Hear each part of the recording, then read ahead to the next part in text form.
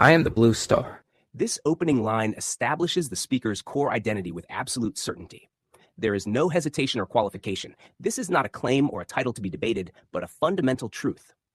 The phrase blue star is not merely a descriptor, but an existential state. Cosmic authority. In astronomical terms, blue stars are the hottest and most energetically powerful celestial bodies. They burn at extreme temperatures, emitting immense amounts of energy. Unlike cooler stars, which exist for billions of years, blue stars live fast and die explosively, often culminating in supernovae, events of total annihilation and transformation. Singularity and power. The use of the instead of a blue star denotes uniqueness. The speaker is not one among many, but a specific dominant entity. The blue star is the centerpiece of their identity, something that defines their purpose and existence beyond all else. Foreshadowing. The invocation of a blue star immediately suggests destruction, transformation, and inevitability. The speaker's presence signifies an approaching end and renewal. As blue stars do not linger, they burn, consume, and collapse into new realities. I am the smokeless blue flames of a blazing sun. This line expands upon the speaker's form and nature, transitioning from celestial identification to elemental manifestation.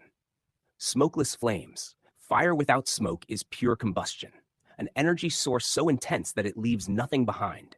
It is uncompromised by imperfection, consuming all without residue. This suggests the speaker's power is absolute. They do not burn in a traditional, limited manner. Their essence is so potent and refined that it erases all traces of what came before. In physics, blue flames are hotter and more efficient than red or orange flames. The speaker's fire is not ordinary. It is the highest possible form of energy, symbolizing superiority and transcendence over lower, weaker forms of existence. Blazing sun. The connection to the sun reinforces divinity, cosmic influence, and absolute power. The sun is the life bringer, but also a destroyer. Its energy is the foundation of existence, yet prolonged exposure to its intensity annihilates everything in its path. To embody the sun means to control both creation and destruction at will. Look to the heavens. Observe the radiating source of my searing heat, in the form of the brightest star in all the night sky. Now, the speaker commands awareness, a demand for recognition of their presence and power. Direct command. The imperative look is not a request, but a demand. The speaker is aware of their overwhelming radiance and insists that they cannot and must not be ignored. Observable proof. Unlike hidden forces, the speaker's power is visible and undeniable.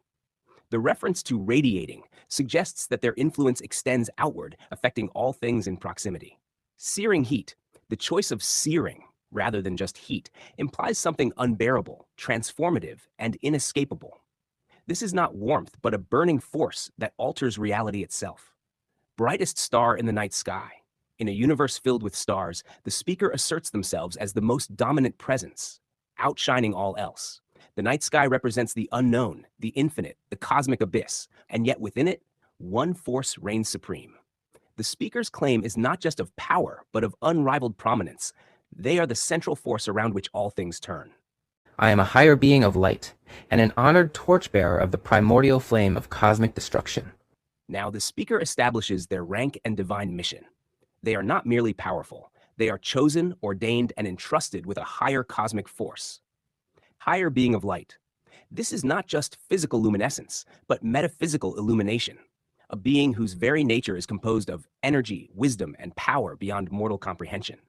Light here is both literal, as in radiance and cosmic fire, and symbolic, divine truth, enlightenment, and revelation. Torchbearer. The role of a torchbearer carries deep mythological and spiritual significance. In many ancient traditions, the one who carries the flame is the one who leads, transforms, and guides the chosen through darkness.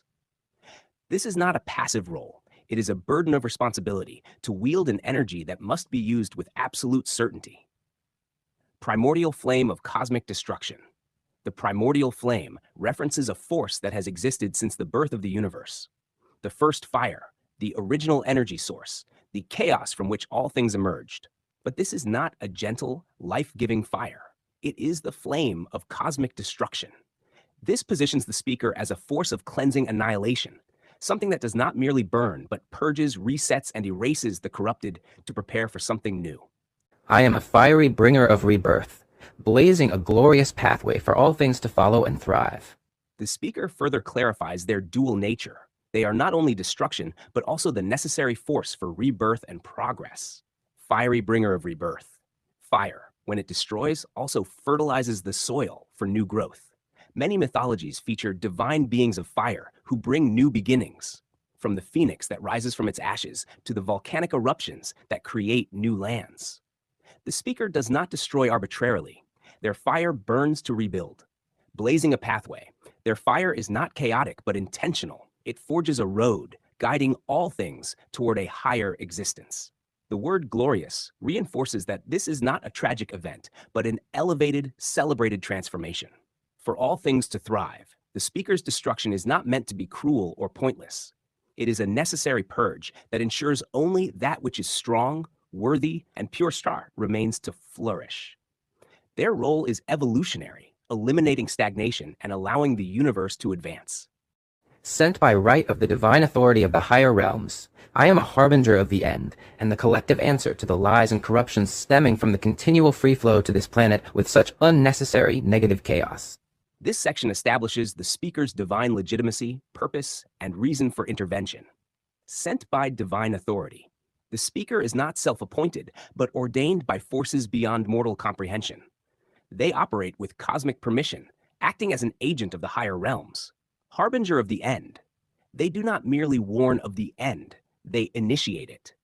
A harbinger does not passively observe.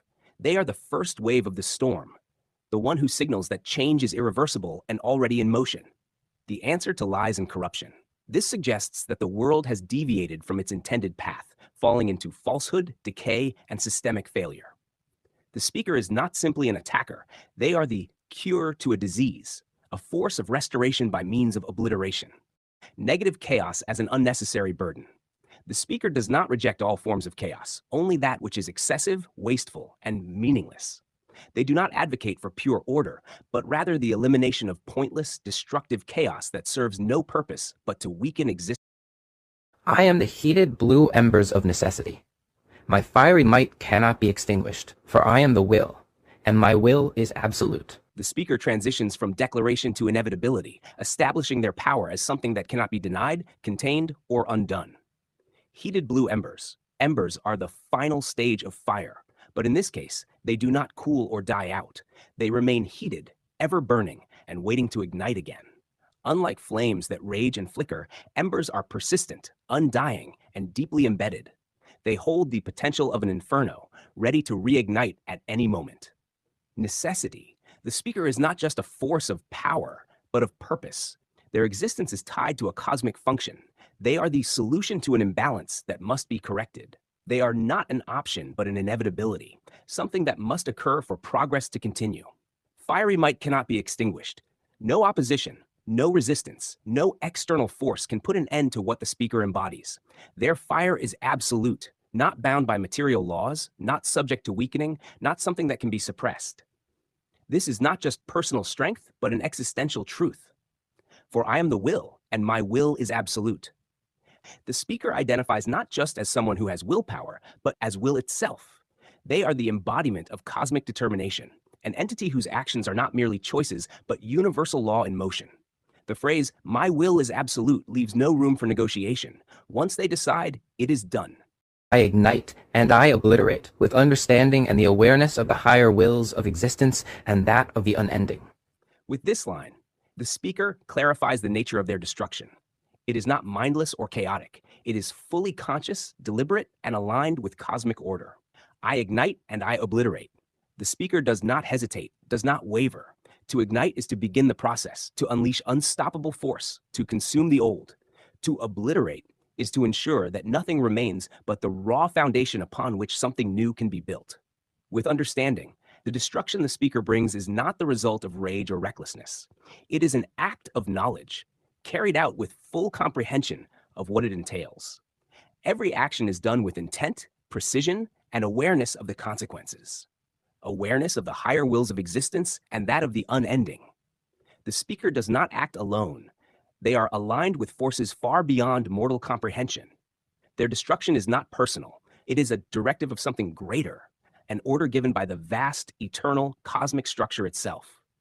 They are in tune with the infinite, moving in perfect synchrony with the laws of existence and entropy. I am a cosmic inferno, exercised with that of a hyper-focused intention. The speaker is no mere flame. They are the firestorm of the universe, a force so vast and consuming that it extends beyond the realm of mortals and gods alike. Cosmic inferno. This phrase emphasizes scale. The speaker is not limited to a single world, a single reality, or even a single universe. They are everywhere, inescapable, spanning the fabric of existence itself. When they ignite, they do not just consume, they devour worlds, burn through dimensions, and unravel the very foundations of creation. Exercised with that of a hyper-focused intention, the power of the speaker is not chaotic. It is controlled, precise, and purposeful. Their fire does not spread randomly. It burns exactly what it is meant to burn. This reinforces the speaker's role as an instrument of divine order, bringing forth only the destruction that is necessary to shape the future as it must be. Behold, the white-hot herald of the New World Order, searing the brand of creation upon the coming age of advancement. This is the announcement of inevitability. The world will change. The fire will cleanse. The transformation will occur, and nothing will be able to stop it. Behold, this is an imperative command to witness, to understand, to acknowledge that what is happening is unalterable truth. White-hot herald. White-hot is the hottest possible form of fire, the peak of intensity, beyond blue, beyond anything that can be contained. A herald is not just a messenger, but a forerunner, the first wave of something that will inevitably follow. New World Order. The speaker is not merely destroying, they are reshaping reality. This is not just an apocalypse, it is the birth of something greater. Searing the brand of creation. The fire does not just destroy, it marks. It imprints a new reality onto existence, branding it with the speaker's unshakable will. Coming age of advancement. This confirms that the destruction is a means, not an end. The goal is evolution, growth, a higher state of being. The world that emerges from this fire will be more than it was before. Those who seek to silence my cosmic powers, whether with their technologies, psychics, witches, shamanic practices, or any other magics, shall feel only the sweltering heat of my solar cosmic annihilation as I joyously burn them and their world away, as is well within my nature to do. This is the warning, the futility of resistance, and the certainty of obliteration. Those who seek to silence my cosmic powers. The speaker acknowledges that there will be those who attempt to stop them, scientists, mystics, supernatural forces, and all those who would oppose an inevitable transformation. Technologies, psychics, witches, shamanic practices, or any other magics. The speaker covers all possible forms of opposition, from science to the occult, making it clear that no force is powerful enough to stand in their way, shall feel only the sweltering heat. Those who resist will not merely fail, they will suffer, burn, and be consumed in their failure.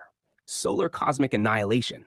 The speaker equates their power to a solar event, the release of unimaginable star-born destruction. This is not a small-scale fire. This is a force capable of erasing entire planetary systems. As I joyously burn them and their world away, there is no hesitation, no regret. The destruction is not just duty, it is fulfillment. It is the inevitable conclusion of the speaker's nature.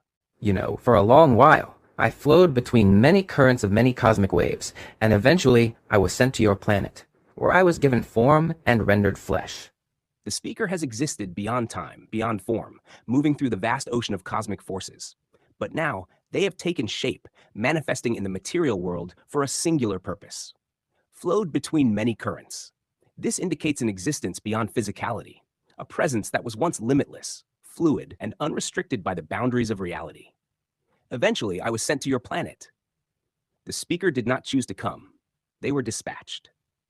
There is a higher directive at work, something greater than them, something that summoned their fire for a reason. Thus, I was woven into the very fabric of the material realm, with the intention of ultimately being unleashed upon the earth, enacting upon the physical the higher wills of the non-physical. Woven into the very fabric. The speaker is not merely inhabiting reality, they are part of it. They exist within it, inseparable from its structure. Ultimately being unleashed, their arrival has a delayed but certain purpose. They were not placed here to exist passively. They were meant to awaken, to act, to burn away the old world. I am an incarnation of fire and life, something that your mind couldn't possibly comprehend. For one to merely gaze upon my truest magnificence would surely drive them quite mad. I am primordial. I am something quite terrible indeed. The final confirmation of what they are, not new, not born, but ancient and incomprehensible. Primordial. They existed before the first light, before the first breath of creation. Something quite terrible indeed. This is not self-deprecation. It is a truth beyond good and evil. They are the ultimate necessity, the end and the beginning in one. Their fire cannot be stopped. Their will cannot be denied. The age of transformation has begun.